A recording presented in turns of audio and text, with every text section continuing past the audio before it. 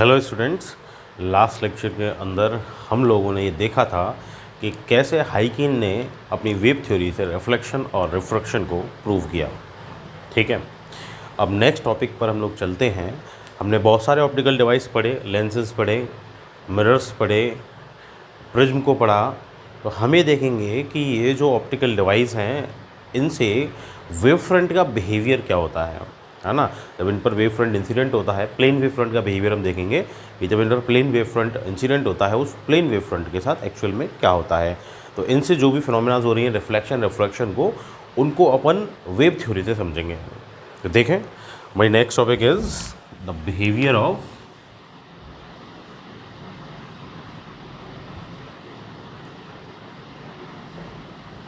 various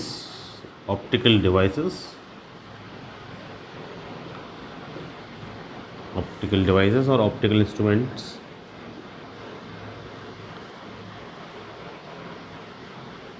towards plane wave front।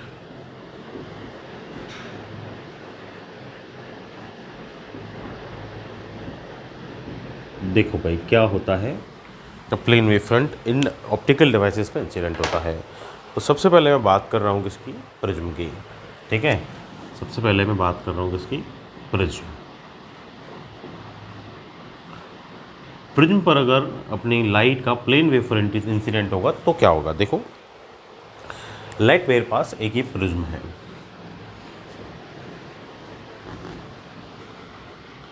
ये prism की अपनी रिफ्रैक्टिंग सरफेसेस हो गई और ये प्रिज्म का बेस हो गया।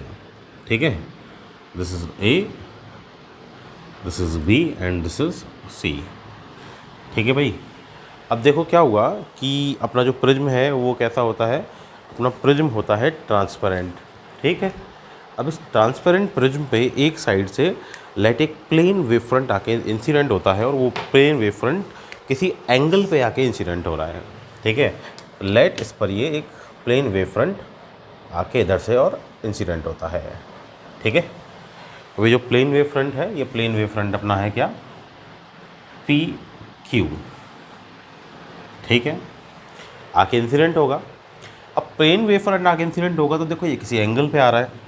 अब किसी एंगल पे आ रहा है तो पी क्यू जो प्लेन वेव फ्रंट है उसका जो क्यू वाला पोर्शन है वो आके पहले हिट करेगा प्रिज्म को, और पी वाला जो पोर्शन है वो लेट आके हिट करेगा। मतलब पी वाले पोर्शन को तो ऑलमोस्ट एयर में ही ट्रैवल करना है यहाँ से यहाँ तक और आगे भी, और क्यू वाले पोर्शन को ट्रैवल करना है किस में से, ग्लास में से। मान लो प्रिज्म अपना ग्लास का बना हुआ है तो।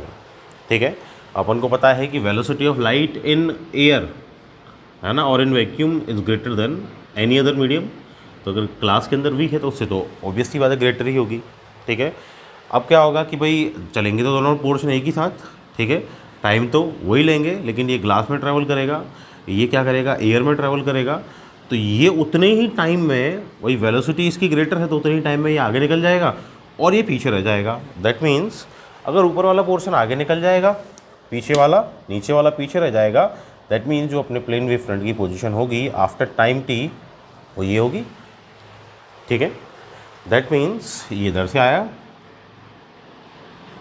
इधर से आया और इधर से ये इस पर इंसिडेंट हो गया और रिफ्रैक्ट हो गए आगे चला गया।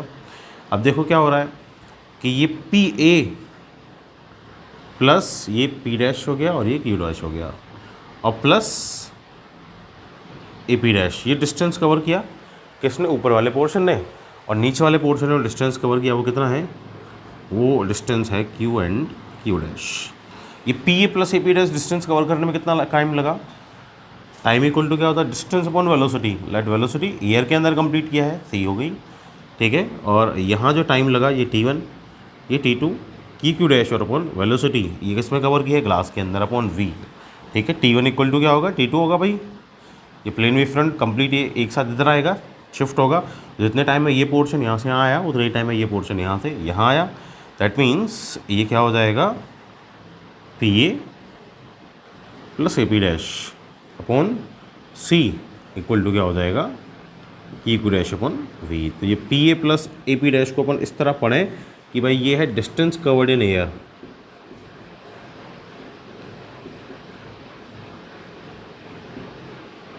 और वैक्यूम जो भी है upon C, velocity in air on vacuum equal to distance covered in material.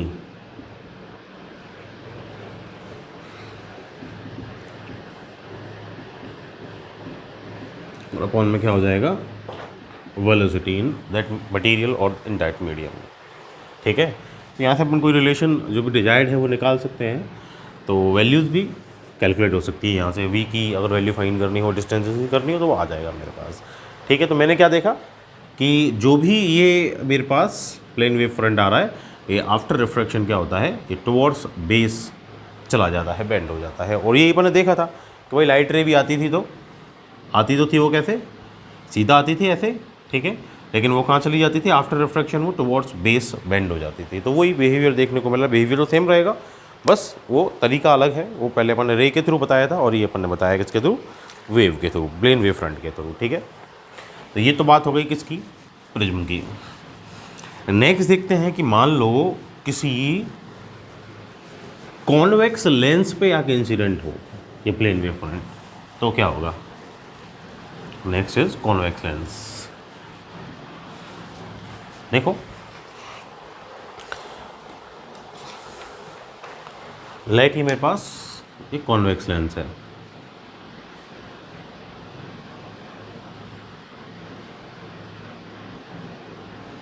ठीक है, ये कॉन्वेक्स लेंस है। ठीक है, अभी जो कॉन्वेक्स लेंस है,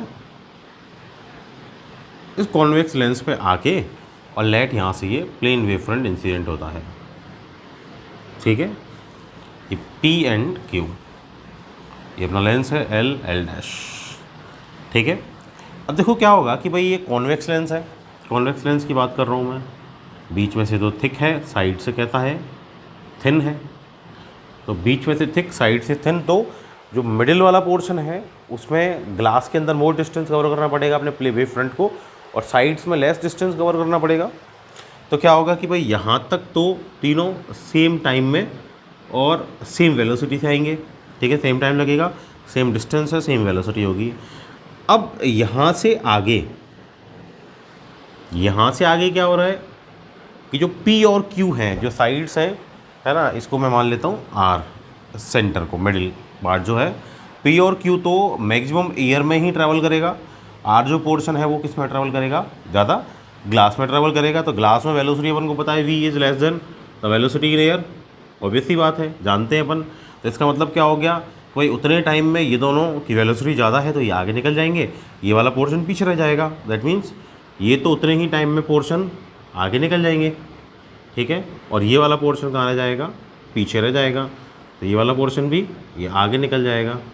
ठीक है, ज्वाइन करवाऊँगा तो ये अपना वेव फ्रंट ये प्लेन गया था, है ना, और प्लेन से कैसा हो जाएगा, स्फेरिकल हो जाएगा। दैट मीन्स कॉन्वेक्स लेंस के अंदर अगर प्लेन वेव फ्रंट एंटर करता है तो दूसरी साइड वो जाके किस में कन्वर्ट हो जाएगा, स्फेरिकल वेव फ्रंट में कन्वर्ट हो जाएगा। अच्छा, स्फेरिकल आता, उल्टा ले लो, डायग्राम को पीछे से ले लो, तो स्फेरिकल आएगा तो फिर क्या होगा, वो प्लेन वेव फ्रंट में कन्वर्ट हो जाएगा। ठीक है भाई, तो ये बिहेवियर हुआ किसके लिए, कॉन्वेक्स लेंस के लिए है। अब मान लो कॉन्वेक्स की अगर कॉनकेव लेंस होता तो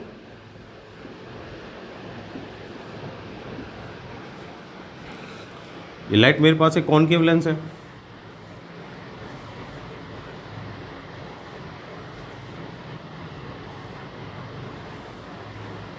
ये मान ली मैंने कॉनकेव लेंस है। ठीक है, अब ये जो कॉनकेव लेंस है तो इसमें इसके सामने प्लेन वेव फ्रंट आ रहा है, plane wave front P and Q।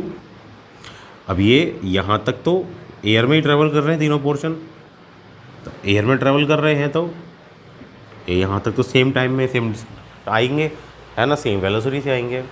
ठीक है, अच्छा, ये जो वेव फ्रंट है कैसा हो रहा है, ये कन्वर्ज हो रहा है एक पॉइंट पे जाके। ठीक है, अच्छा, यहाँ क्या हो रहा है कि प्लेन वेव फ्रंट आया, वे PQR, P और Q पोर्शन तो ग्लास में मोर डिस्टेंस कवर करेंगे, R पोर्शन को लेस डिस्टेंस कवर करना पड़ेगा, तो R पोर्शन उतने ही टाइम में आगे निकल जाएगा। ठीक है, और ये जो है P वाला ये पीछे रह जाएगा, ये पीछे रह जाएगा, ये आगे निकल जाएगा उतने टाइम में, और ये भी पीछे रह जाएगा। ठीक है, तो ज्वाइन करवाऊँगा तो वापस मेरे को क्या हुआ कि भाई प्लेन से मिला तो स्फेरिकल ही,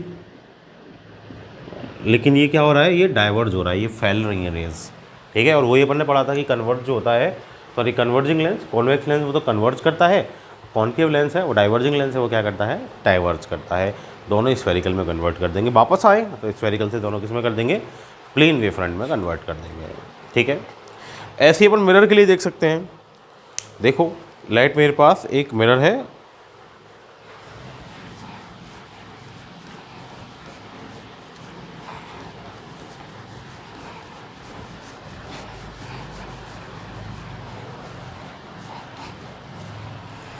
लेट मेरे पास एक मिरर है and which is concave mirror.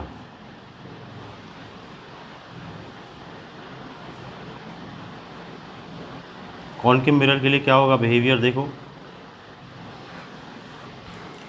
Late मेरे पास एक कॉनकेव मिरर है, ठीक है भाई।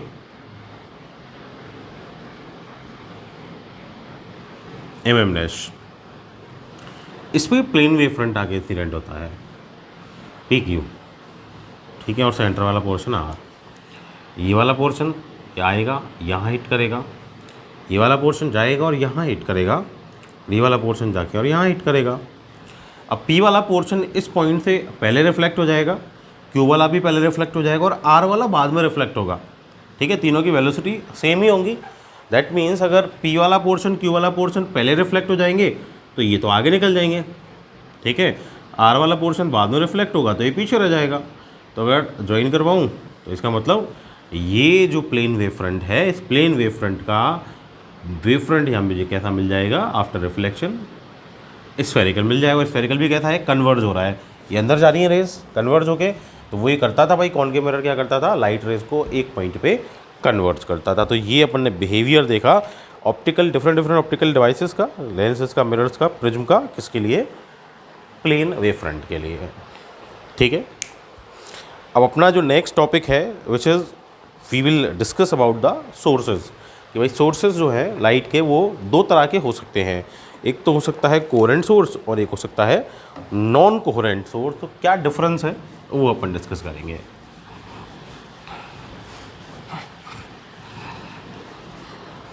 देखो जब भी लाइट का सोर्स अपन को कहीं मिलता है तो वो दो तरीके का हो सकता है कोई भी सोर्स।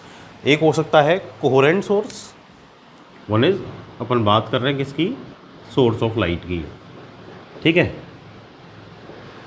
तो एक तो हो सकता है क्या, कोहेरेंट सोर्स। अच्छा अपन यहाँ जो बात कर रहे हैं ना वो वेव की कर रहे हैं, तो अपन यहाँ लाइट को वेव ही मान रहे हैं, ठीक है। एक हो सकता है क्या, नॉन कोहेरेंट सोर्स, ठीक है। दोनों में डिफरेंस क्या है, कोहेरेंट सोर्स वो सोर्स है जिससे निकलने वाली लाइट वेव्स के बीच में जो फेज डिफरेंस है वो या तो हो zero, there is no phase difference, either the phase difference must be constant. कैसे वो अभी देखेंगे अपन, वो डेफिनेशन डिस्कस कर रहा हूँ मैं ओनली। नॉन कोहेरेंट सोर्स वो सोर्स है जिसके लिए जो फेज डिफरेंस है, वो फेज डिफरेंस कैसा होना चाहिए, वो होना चाहिए वेरिएबल, ठीक है। मतलब सेम नहीं होना चाहिए, जीरो भी नहीं होना चाहिए, वो वेरी करता हुआ हो। अच्छा कोहेरेंट सोर्स के लिए जो फ्रिक्वेंसी है ना सोर्सेज की वो भी सेम होनी चाहिए, ठीक है। अच्छा अब फ्रिक्वेंसी क्या होता है, फेज डिफरेंस क्या होता है, 11th क्लास में अपन ने पढ़ा है। अपन वेव मान रहे हैं, लेट इस तरह की वेव्स की फॉर्म में अपनी जो लाइट है वो ट्रैवल कर रही है, तो ये सोर्स से निकली इस तरह वेव की फॉर्म में, ठीक है। तो अपन ने पढ़ा क्या है कि भाई, अच्छा एक तो इक्वेशन पढ़ी अपन ने, y equal to a sin omega t plus phi, याद है ना, कहाँ पढ़ी 11th क्लास में। ये y डिस्प्लेसमेंट होता है टाइम t पे वेव का, है ना, ये क्या होता है, डिस्प्लेसमेंट होता है। a क्या होता था, एम्पलीट्यूड वेव का, एम्पलीट्यूड इज़ मैक्सिमम डिस्प्लेसमेंट, याद होगा। मैक्सिमम डिस्प्लेसमेंट होता है उसको क्या बोलते हैं, एम्पलीट्यूड बोलते हैं। जैसे ये वेव है, इसका मैक्सिमम डिस्प्लेसमेंट कहाँ है, ये रहा, दिस इज़ एम्पलीट्यूड। ये तो ये यहाँ जो भी वैल्यू होगी वो किसकी होगी, एम्पलीट्यूड की वैल्यू होगी, ठीक है। ये क्या होता था अपना फेज़, ठीक है, और ये क्या होता था, ये इनिशियल फेज। ठीक है, ओमेगा पता है अपन को, एंगुलर फ्रिक्वेंसी, और टी तो टाइम है ही, हमेशा ही होता है एवरग्रीन।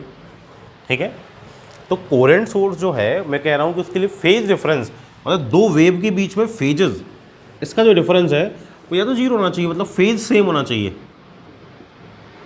या तो फेज कैसा होना चाहिए, सेम होना चाहिए दोनों वेव का, या फिर उनके बीच में कांस्टेंट डिफरेंस होना चाहिए। कैसे भाई, डायग्राम में फेज मतलब क्या होता है, पोजीशन होता है। ठीक है, ठीक, और इनिशियल फेज जहाँ से इनिशियल पोजीशन स्टार्ट हो रही है, तो अपनी मान लो ये वेव है।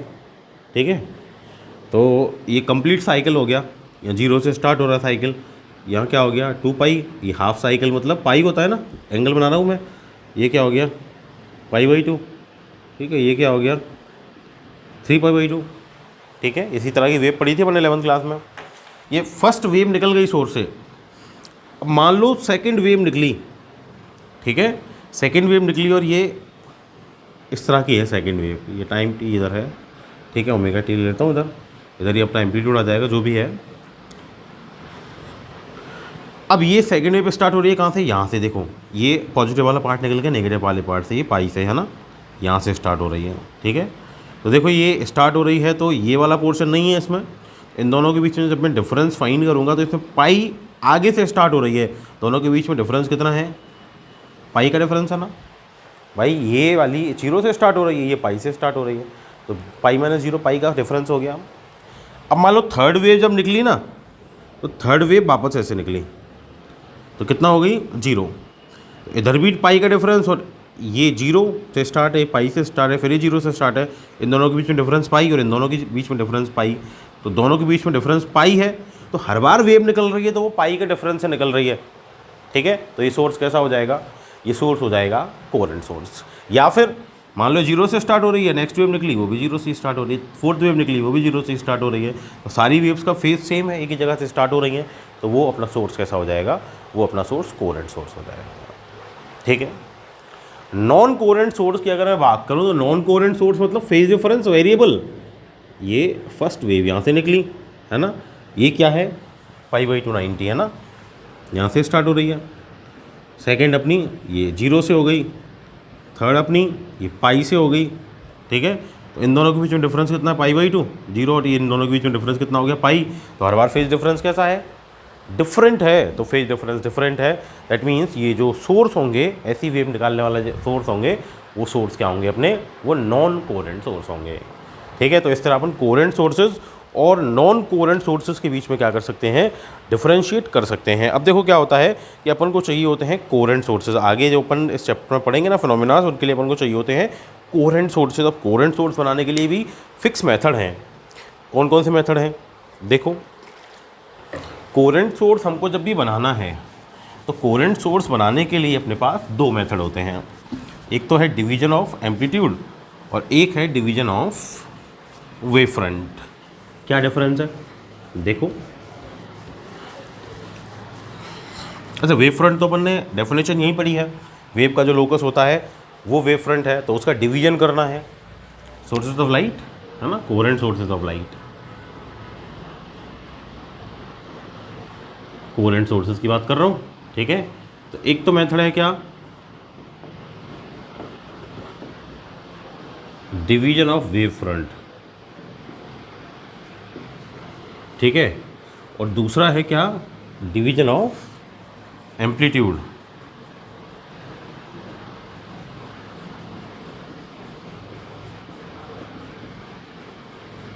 यहाँ क्या होगा, यहाँ पे जो वेव फ्रंट है ना उसको अपन डिवाइड करेंगे। ठीक है, और डिवाइड करके एक ही वेव फ्रंट से दो वेव फ्रंट बना लेंगे। तो दो वेव फ्रंट मतलब two wave front means two sources, तो वो दोनों सोर्स एक दूसरे के कैसे होंगे, कोरेंट होंगे। जैसे मान लो लाइट का सोर्स है, इससे वेव फ्रंट निकला। ठीक है, इसके सामने ये अपन ने ये दो होल कर दिए, ये होल वाला जो कॉम्बिनेशन होता है इसको बोलते हैं स्लिट। दो होल कर दिए, यहाँ के आके हिट करेगा, इसका हर एक point as fresh source work करेगा, तो यहाँ से फिर वेव फ्रंट निकल जाएगा। ठीक है, ये निकल गए। अब ये दोनों वेव फ्रंट किससे निकले, एक ही वेव फ्रंट से बने हुए हैं। ठीक है, एक ही वेव फ्रंट है, एक ही फादर के दो बेटे हैं, तो दोनों कैसे होंगे, दोनों का डीएनए सेम होगा। ठीक है, दैट मीन्स ये दोनों के बीच में जो फेज डिफरेंस है दैट विल बी 0 और कांस्टेंट, तो बोथ विल बी कोरेंट। ठीक है, तो इसको सोर्स S1 मान लो, इसको सोर्स S2 मान लूँ, तो सोर्स S1 S2 एक ही से बने हैं, तो दोनों कैसे हैं, कोरेंट सोर्स होंगे। ठीक है, अब ये जो एग्जाम्पल अपन देखेंगे YDSE अपन इसी साल पढ़ेंगे, यंग डबल स्लिट एक्सपेरिमेंट। तो ये डबल स्लिट बनाए मैंने, 2 छेद किए, 2 होल किए, डबल स्लिट हो गया, यंग डबल स्लिट एक्सपेरिमेंट, वो अपन को इसी साल पढ़ना है। ठीक है, तो वो अपन देख लेंगे उसमें कैसे अपन डिवीजन ऑफ वेव फ्रंट के थ्रू कोरेंट सोर्स बनाते हैं। दूसरा है डिवीजन ऑफ एम्पलीट्यूड। तो एम्पलीट्यूड डिवाइड करना है मुझे, है ना, मतलब जो लाइट आ रही है ना उसकी एनर्जी को 2 पार्ट्स में मुझे डिवाइड करना है। ठीक है, कैसे करेंगे, ये कर सकते हैं अपन पार्शियल रिफ्रैक्शन से या फिर पार्शियल रिफ्लेक्शन से। कैसे, मान लो ये अपन ने ले लिया एक, ये अपन ने एक ट्रांसपेरेंट सोर्स ले लिया। ठीक है, अब देखो ट्रांसपेरेंट, ये कोई ट्रांसपेरेंट ऑब्जेक्ट ले लिया। ट्रांसपेरेंट ऑब्जेक्ट क्या है, देखो कुछ अपन जानते हैं कि लाइट रे जब आती है ना, लाइट की वेव जब आती है, लाइट जब आती है तो कहीं इंसिडेंट होती है, तो 3 तरीके से उसकी एनर्जी का यूज होता है, रिफ्लेक्शन होता है, रिफ्लेक्शन होता है और एब्जॉर्प्शन होता है। तो रिफ्लेक्शन हर जगह होता है, हर सरफेस से होता है। तो क्या होगा, ये ट्रांसपेरेंट सरफेस आई, इस पर ये लाइट इंसिडेंट हुई, है ना, इसकी कुछ पोर्शन का तो क्या हो गया, रिफ्लेक्शन हो गया। ठीक है, कुछ रिफ्रैक्ट होकर आगे चली गई, अब ये रेयर टू डेंसर मीडियम गई। अब मान लो मैं वापस इसका क्या करवा दूँ, मैं वापस यहाँ से इसका TIR करवा दूँ, तो ये वापस यहाँ से ऐसे चली जाएगी। ठीक है, इस पोर्शन से रिफ्रैक्ट होगी और फिर ऐसे चली जाएगी। तो देखो एक ही लाइट रे थी, एक ही लाइट थी, और उससे मैंने कितनी रे बना ली, 2 बना ली। तो ये सोर्स S1 की तरह वर्क कर रहा है, सोर्स S2 की तरह वर्क कर रहा है, तो इन दोनों से आती हुई अपीयर होंगी मेरे को, तो ये दोनों लाइट रेज, तो ये दोनों एक ही पॉइंट से आ रही है, एक ही से बने हैं, एक ही सोर्स से। दैट मीन्स यहाँ मैंने क्या किया है, वो एम्पलीट्यूड जो था ना उसको डिवाइड कर दिया, वो 2 बार उससे रिफ्लेक्ट करवा लिया, तो 2 बार डिवाइड कर दिया मैंने जब एम्पलीट्यूड को, तो यहाँ से मेरे पास ये दोनों आएंगे, वो कोरेंट सोर्स होंगे। तो ये मैंने एम्पलीट्यूड डिवाइड किया है ना। ये अपन एग्जाम्पल इसका ऑप्टिक्स में न्यूटन्स रिंग है, न्यूटन्स रिंग है, एक एक्सपेरिमेंट और है माइकलसन इंटरफेरोमीटर। दोनों ही अपने सिलेबस में नहीं है। ठीक है, 12th के में, तो आगे जाके अपन हायर क्लासेस में उनको पढ़ेंगे। ठीक है, तो इस तरह अपन क्या कर सकते हैं, coherent sources division of amplitude या डिवीजन ऑफ वेव फ्रंट से जनरेट कर सकते हैं। ठीक है भाई, अब इस चैप्टर के अंदर अपन को जो मेजर पढ़ना है वो है इंटरफेरेंस और डिफ्रैक्शन। तो इंटरफेरेंस में वो एक यंग डबल स्लिट एक्सपेरिमेंट अपन पढ़ेंगे और डिफ्रैक्शन को उसके बाद अपन देखेंगे। तो that's all for today, thank you.